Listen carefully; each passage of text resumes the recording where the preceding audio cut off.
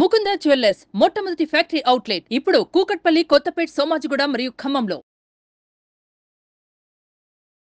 ఎన్నోసార్లు అనుకున్నాం కదా, మనకి అసలు ఈ సబ్జెక్ట్ ఏంటి, ఇది ఎక్కడి నుంచి వచ్చింది, డబ్బులు ఎలా వస్తాయి, ఇది మనకి చాలా మందికి ఇప్పటికి కూడా ఒక అంతు తెలియని విషయం. ఎట్లుంటాయంటే కొన్ని మిస్టరీలు ఎంత మనం విశ్లేషించినా సరే ఎక్కడో ఏదో దాగు ఉన్నట్టుగా మనకి గుప్తంగా అది మనని ఎప్పుడూ పట్టి పీడిస్తుంటుంది.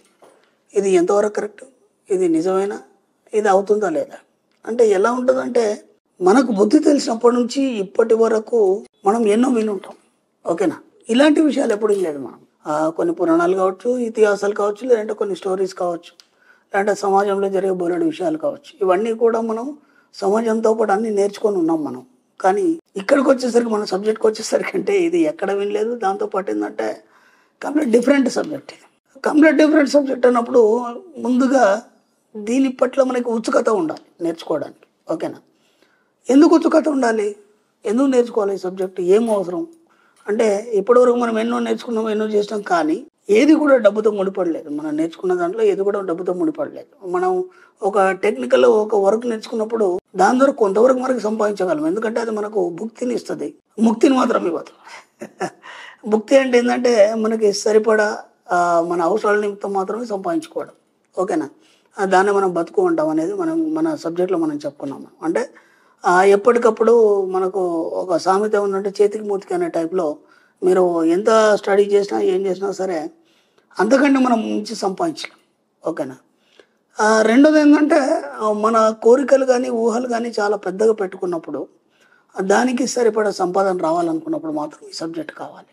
ఓకేనా, ఎవరికి ఉండదు డబ్బు సంపాదించాలని, అందరికీ ఉంటుంది కదా, కానీ అటువైపు ఏనాడు కూడా మనం ప్రయాణం చేయలేదు. కాబట్టి డబ్బు సంపాదించడానికి కానీ, లేకపోతే సంపద కావచ్చు, ఐశ్వర్యం కావచ్చు, ఇంకేదైనా కావచ్చు, దీనికోసం ఒక సబ్జెక్ట్ అనేది ఒకటి ఉంది. దాని పేరే విశ్వదర్శన శాస్త్రం. దాన్నే మనం కాస్మిక్ రేస్గా మనం పరిగణిస్తాం. అసలు కాస్మిక్ ఎనర్జీ అంటే ఏంది, అది ఎలా ఉంటుంది, ఎక్కడి నుంచి వస్తుంది, ఇదంతా మనకి ఎలా ఉంటుందంటే ఒక సైన్స్ చెప్పినట్టుగా ఉంటుంది. కానీ అది మన జీవితంలో ప్రతిక్షణం పనిచేస్తూనే ఉంది, అందరిపైన పనిచేస్తుంది. విచిత్రం ఏంటంటే, అది పనిచేస్తున్న సంగతి మనకి ఎవరికి తెలియదు. ఇది పెద్ద ఆశ్చర్యకరమైన విషయం. అది పనిచేస్తున్న సంగతి మనకి ఎవరికి తెలియదు.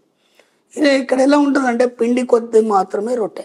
అంటే మీ ఆలోచన విధానాన్ని బట్టి అది మాత్రం మీరు పొందుతారు. ఓకేనా, ఇక్కడ కాస్మిక్ ఎనర్జీ అంటే ఏంది, ఇది ఎలా పాస్ అవుతుంది మీకు, అది ఎలా పనిచేస్తుంది, మన జీవితంలో దాని యొక్క ముఖ్య పాత్ర ఏంటి.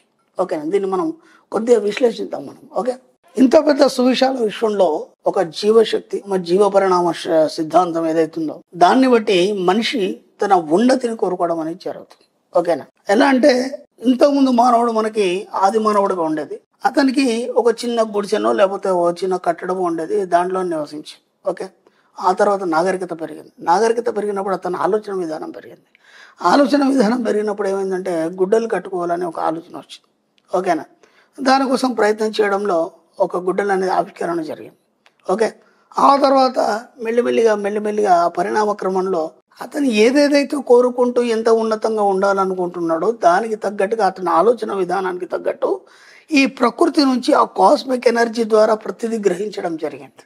ఓకేనా, ఈరోజు ఇంత ఆధునిక యుగంలో ఉన్నాము, ఇంత స్పీడ్ యుగంలో ఉన్నాము. ఇవన్నీ ఆవిష్కరణలు జరగడానికి ముఖ్య కారణం ఏంటంటే, అందరి యొక్క సామూహిక ఆలోచన ఫలితాలు లేదా సామూహిక ఆలోచనల ఆవిష్కరణలు మాత్రమే అని చెప్పుకోవచ్చు. ఎందుకంటే మనము బుద్ధి తెలిసినప్పటి నుంచి ఇప్పటివరకు, అప్పుడుకి ఇప్పటికీ కొన్ని వందల వేల వస్తువులు, కొత్త వస్తువులు మనం చూడగలుగుతున్నాం ఈరోజు. ఇదంతా ఎలా జరిగిందంటే, మీకు తెలియకుండానే ఒక కాస్మిక్ ఎనర్జీ అందరిపైన పనిచేస్తూ అందరి ఆలోచనలకు అనుగుణంగా తనను తాను పునర్నిర్మించుకుంటుంది. అర్థమవుతుందా? అంటే మనం ఇంతకుముందు కూడా చెప్పుకున్నాం, విశ్వం తనను తాను పునర్నిర్మించుకుంటుంది. ఎందుకోసం నిర్మించుకుంటుంది? అది తనను తాను పునర్నిర్మించుకోవడంలో తన కోసం నిర్మించుకోవడం లేదు. ఇది ఫస్ట్ మీరు ఐడెంటిఫై చేయాలి. ఓకేనా, మీకు అనుగుణంగా అది తనను తాను మార్చుకుంటుంది. ఎలా అంటే, ఇప్పుడు సపోజ్ మీరు ఒక స్టడీ చేస్తున్నారు, ఒక ఇంజనీర్ కావాలనుకున్నారు. ఓకేనా, అనుకోకుండా మీకు దాంట్లో సీట్ రాలేదు, ఇంకా వేరే ఫీల్డ్లో సీట్ వచ్చింది. అప్పటి వరకు దాని వైపు మీ ఆలోచనలు నడిచినాయి, కానీ ఎందుకు ఎక్కడో చిన్న డిస్టర్బెన్స్ అయ్యి అక్కడ నుంచి మీరు వేరే దానికి మారిపోయినారు. ఇప్పుడు ఏమవుతుంది, అక్కడ దాకా వచ్చిన ఆలోచనలకు పనిచేసినటువంటి ఆ యొక్క కాస్మిక్ పవర్ మళ్ళీ ఆ ఆలోచన మారగానే ఇంకోవైపు పనిచేయడం మొదలు పెడుతుంది. అంటే తనంతాను అప్పటిదప్పుడే మీ యొక్క ఆలోచనలకు అనుగుణంగా ఆ యొక్క కాస్మిక్ ఎనర్జీ అనేది మారడం జరుగుతుంది. ఓకేనా?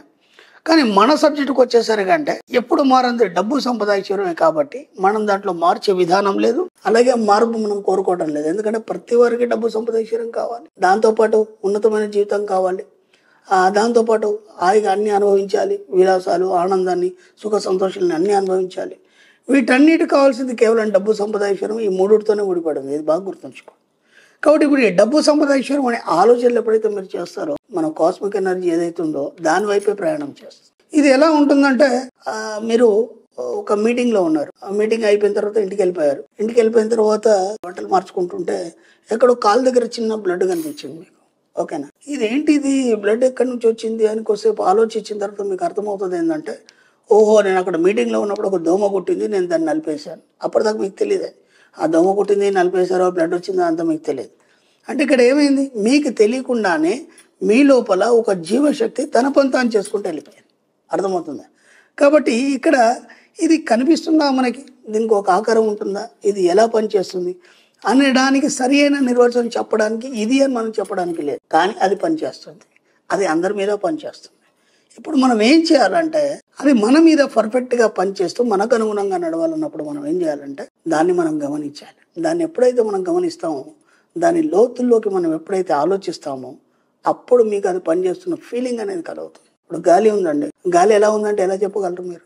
ఎప్పుడైతే మీ శరీరానికి తగిలి ఆ స్పర్శ అనుభవాన్ని పొందుతారో అప్పుడు గాలి వచ్చింది, గాలి వీచింది, గాలి తాకింది అనే ఒక ఆలోచన వస్తుంది మనకి.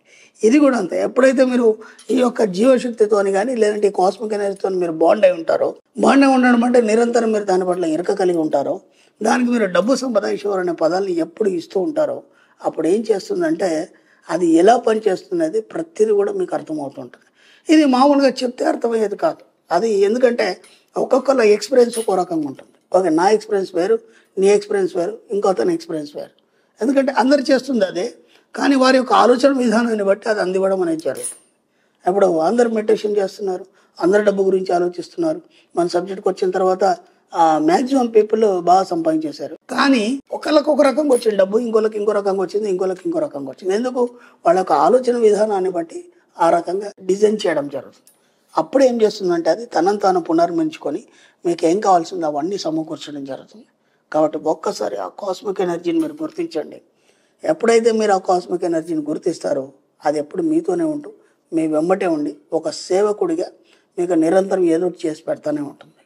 మీరు ఎప్పుడైతే పని చెప్పారో అప్పుడు ఆ సేవకుడు ఖాళీగా మొహం చూస్తూ నిల్చుంటాడు తప్ప ఇంకేం చేయలేడు. కాబట్టి నిరంతరం దానికి పని చెప్పండి. ఎప్పుడు చెప్పాలి పని? సరిగ్గా మీరు నిద్రలోకి జారే ముందు చెప్పండి. మీకేమేం కావాలి, మీ కోరికలు ఏంటి, ఆ కోరికలు తీరితే మీరు ఎలా ఉంటారు, ఆ అంతాన్ని మాత్రం మీరు చూడాలి. అంటే ఒక కోరిక అనుకున్నారు, లేదంటే ఒక డబ్బు అనుకున్నారు, లేకపోతే ఇంకేదో అనుకున్నారు, అది వచ్చిన తర్వాత ఆనందం ఎలా ఉంటుంది అనేది దాన్ని మాత్రం మీరు చూడగలిగారు. ఎప్పుడైతే అప్పుడు చూస్తారో ఆ అంత్యం మాత్రమే నిజం జరుగుతుంది, అదే సత్యం అవుతుంది. కాబట్టి వీలైనంత మటుకి ఆ యొక్క కాస్మిక్ ఎనర్జీతో మీరు కనెక్ట్ అయ్యండి. అనుసంధానంతో నిరంతరం ఒక ఎరుక కలిగి ఉన్నప్పుడు మాత్రం దాని యొక్క అనుభవాలు, అనుభూతులన్నీ మీరు పొందడం జరుగుతుంది. Okay friends, thank you universe.